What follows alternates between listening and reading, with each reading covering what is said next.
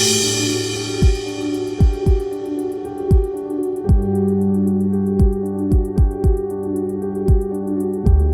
बात तो सभी जानते हैं कि जो चीज हमारे हाथ में ना हो उसके लिए ज्यादा सोचना नहीं चाहिए। वैसे ये बात अडानी ग्रुप के चेयरमैन गौतम अडानी का कहना है कि जो अपने हाथों में ना हो उस पर ज्यादा चिंता करने की जरूरत नहीं है और इसी पाठ पर चलकर वो अपना काम करते हैं। गौतम अडानी को कौन नहीं जानता, लेकिन उनके बारे में एक ऐसी बात है जो शायद आप नहीं जानते होंगे कि 90 के दशक में गौतम अडानी का अपहरण हुआ था। इसके अलावा वो 26/11 मुंबई आतंकी हमले के दौरान भी ताज होटल में फंस गए थे। ये बात खुद गौतम अडानी ने एक इंटरव्यू के दौरान बताई। दरअसल गौतम अडानी ने एक इंटरव्यू के दौरान ये बात बताई। उन्होंने अपने अपहरण और 26/11 मुंबई हमले से जुड़ी दहशत भरी कहानी सुनाई है।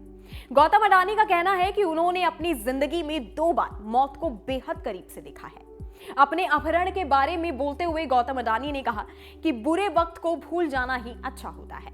मैं हर परिस्थिति में अपने आप को ढाल लेता हूं।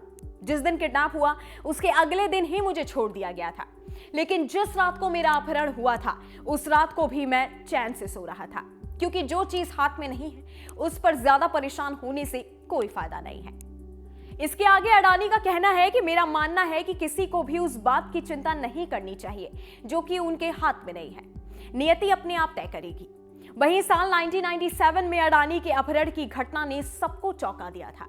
इसके अलावा गौतम अडानी ने कहा कि 26 नवंबर 2008 के आतंकी हमले के दौरान वो ताज होटल में थे और उसके सर्वाइवर हैं। वो दुबई से आए एक दोस्त के साथ डिनर के लिए ताज होटल में गए थे।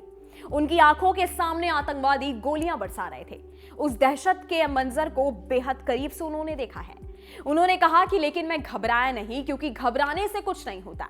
अडानी ने घटना के बारे में बताते हुए कहा कि होटल में डिनर के बाद मैं बिल पे करने ही जा रहा था और बाहर निकलने ही वाला था कि आतंकी हमले की खबर मिल गई और फिर रात भर दहशत में बीती।